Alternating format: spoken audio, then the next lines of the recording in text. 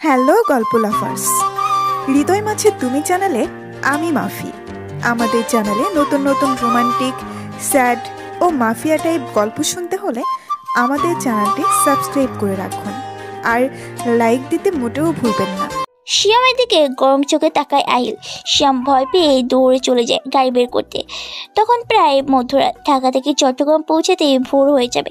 শোন আহিলের সামনে সে দাঁড়াই। এইভাবে আর কতদিন? যতদিন না নিজেকে প্রমাণ করতে পারবো। মেয়েটা তোকে আরো ভুল বুঝলো। তুই কিছু না কইরা সত্ত্বেও দোষী হয়ে আসিস। নিজেকে প্রমাণ করার জন্য দিন এক রাত করে দিচ্ছিস, আর 2 দিন পর পর গিয়ে দূর থেকে দেখে আসিস। এইভাবে জীবন চলে? না চললেও চালাতে হবে।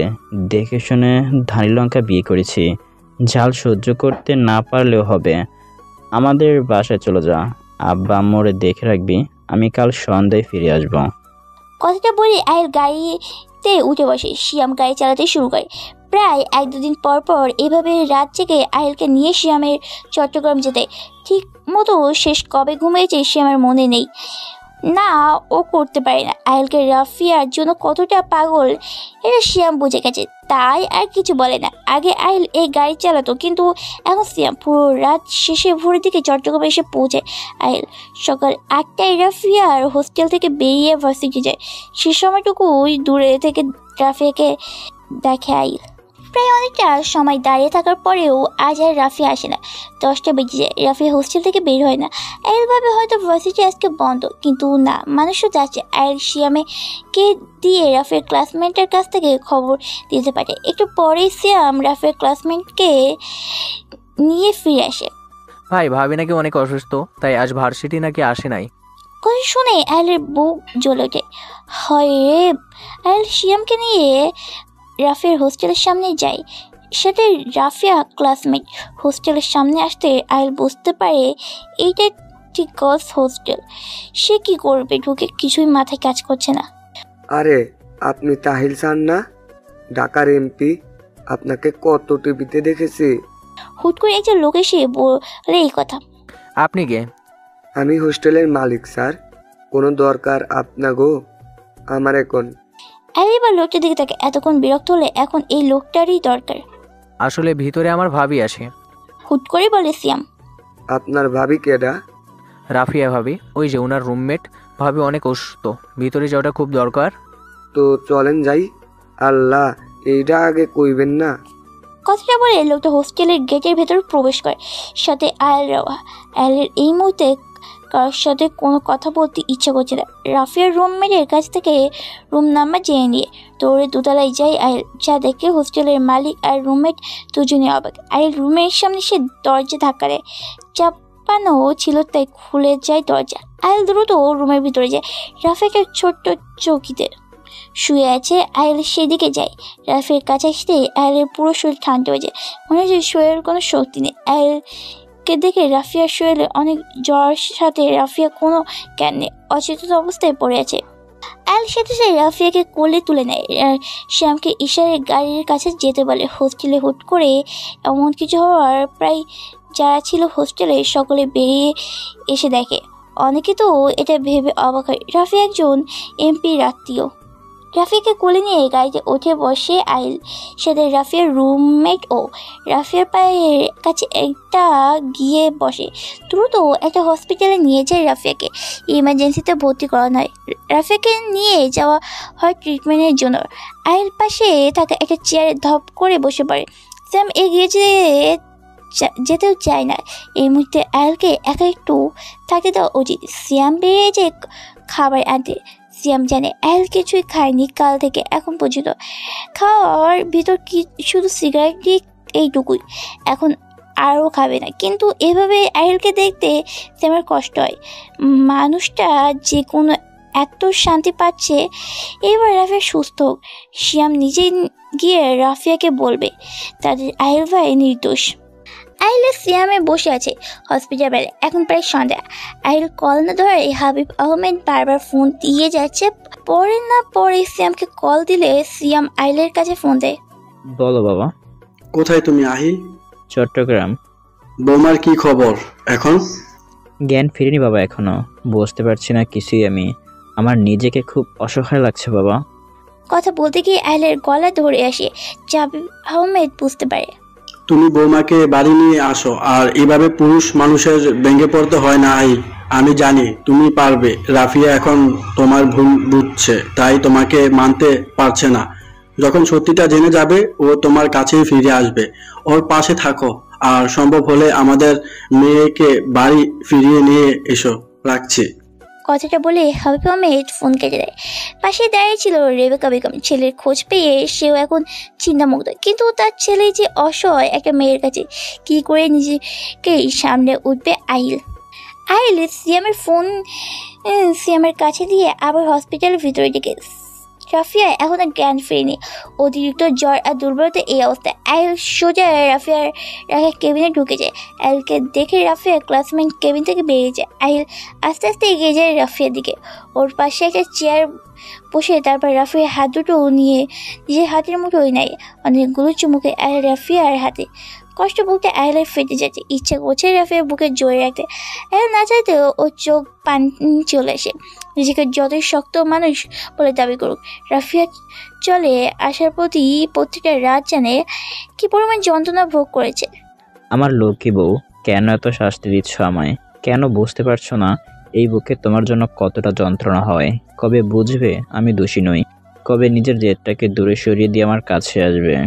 আমি যে আর নিজেকে সামলে রাখতে পারি না। কথাগুলো একা একা বলেই আহিল রাফিয়ার কপালে চুমু খায়। রাফিয়ার পাশে ওর হাত ধরে বসে থাকে। চুল ক্লান্ত থাকায় আহিল ঘুমিয়ে পড়ে রাফিয়ার হাত ধরে।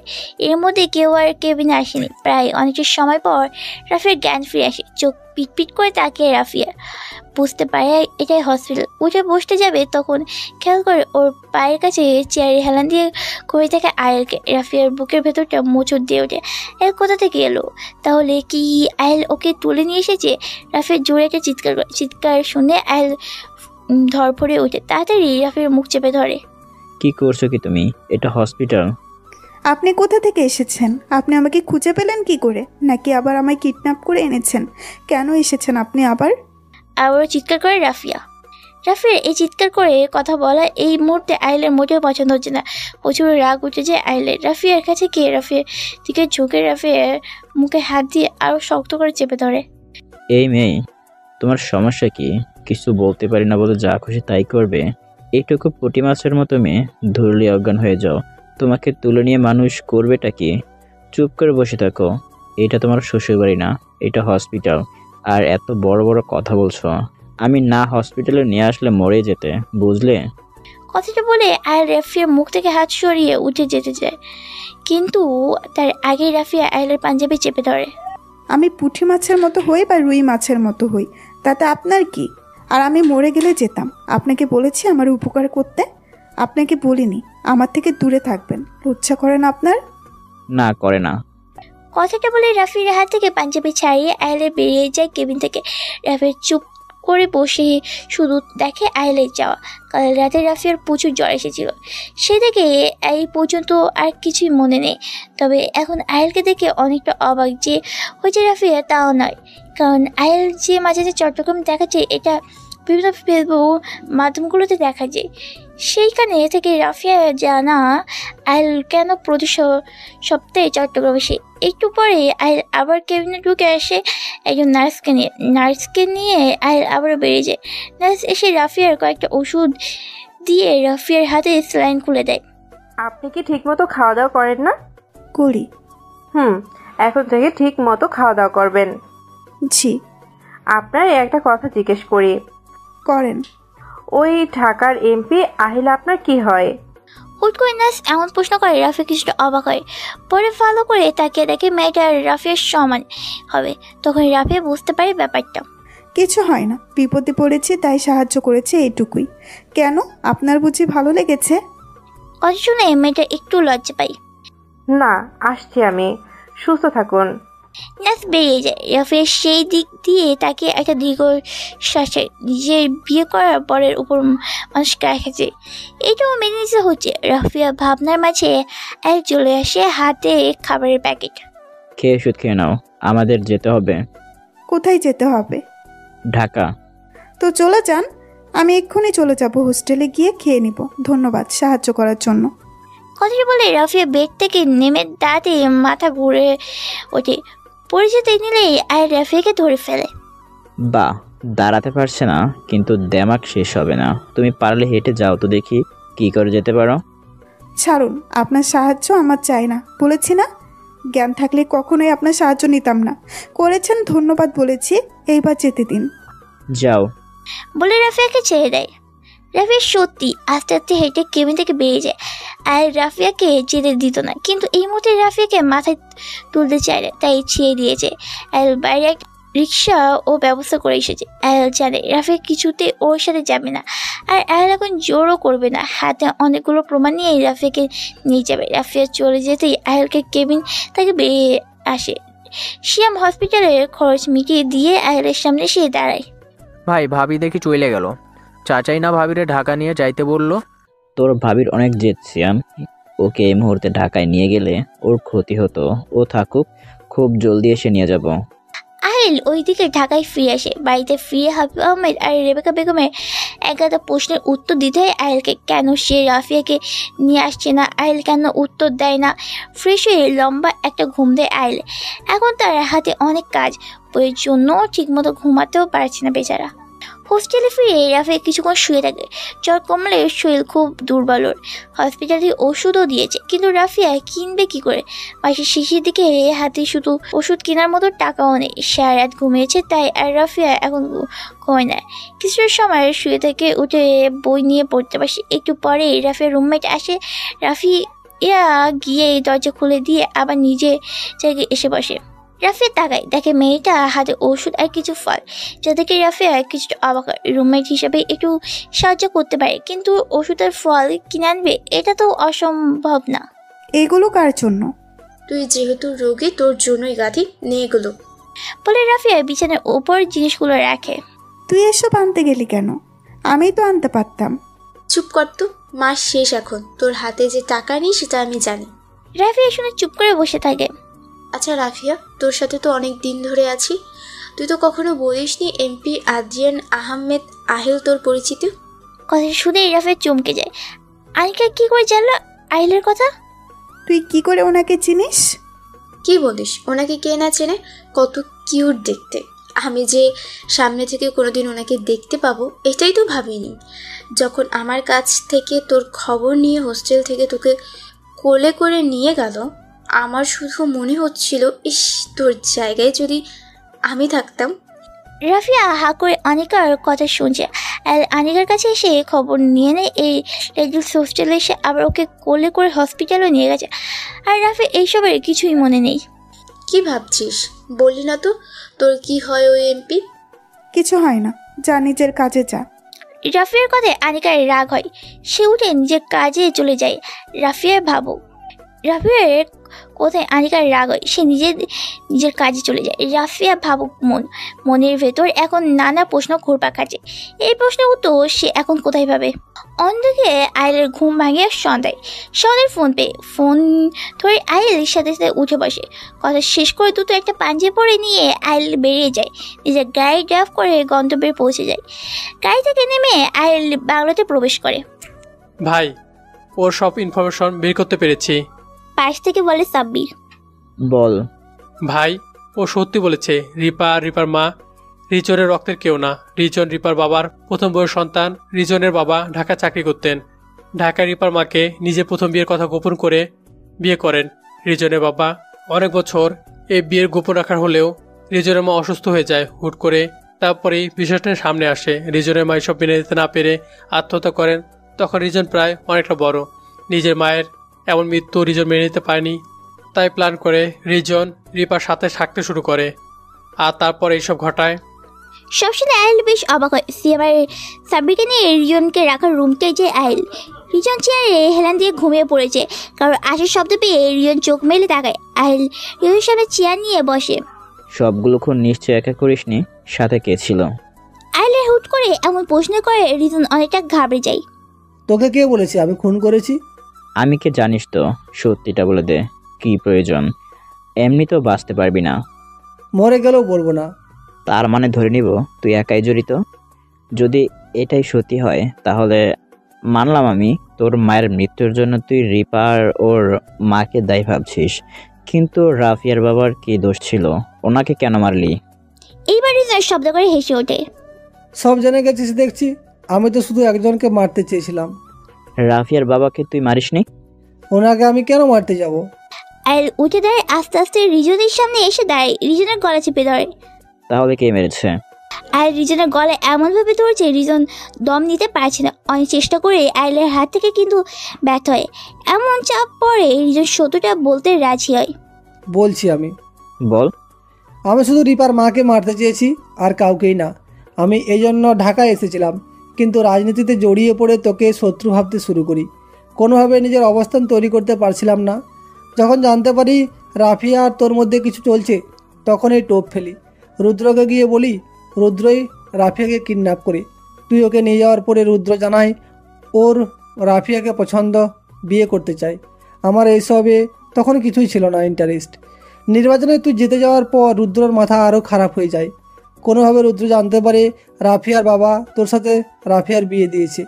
এইগুলো রুদ্র মেনে নিতে পারেনি, আমাকে নিয়েই ওই বাড়িতে যায়। রুদ্রর আগের মাথায় শুধু রাফিয়ার বাবাকেই মারতে চেয়েছিল, কিন্তু প্রমাণ থেকে যাবে তাই বাকি দুইজনকেই শেষ করে দেয়। আমি কাউকেই মারিনি, কিন্তু আমি যা চেয়েছিলাম তাই হয়েছে। রুদ্রর উদ্দেশ্য ছিল রাফিয়াকে তুলে আনা, কিন্তু রাফিয়াকে সেদিন রাতে বাড়িতে পাওয়া যায়নি। একসাথে কথাগুলো বলে রিজন চুপ হয়ে যায়। আর মনে মনে ভেবেছে এই সবের সাথে রুদ্রই যুক্ত ছিল, কিন্তু সত্যিটা জানা দরকার ছিল। রুদ্র কোথায়?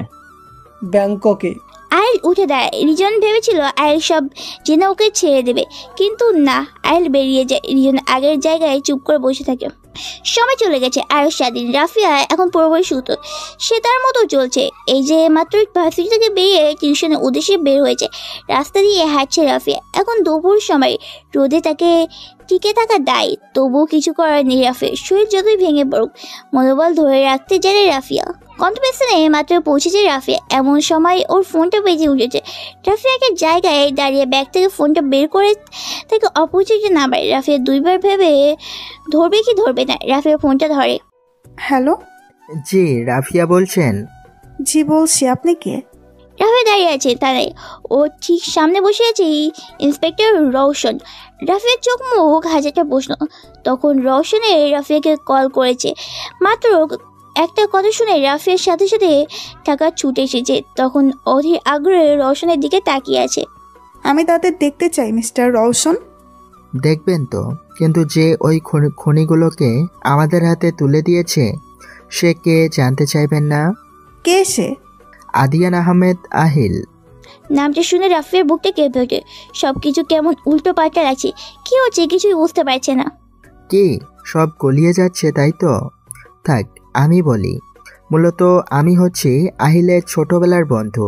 প্রায় এক সপ্তাহ আগে আহিল আমাকে কল করে, আপনাদের বিষয়ে সব কিছু বলে। তবে আমি অবাক হয়েছি এই বিষয়টা শুনে, যে আপনি পুরো 10টা আহিলের উপর চাপিয়ে দিয়ে চলে গেলেন। একবার জানতে চাইলেন না আসলেই আহিল এইসবের সাথে জড়িত কিনা?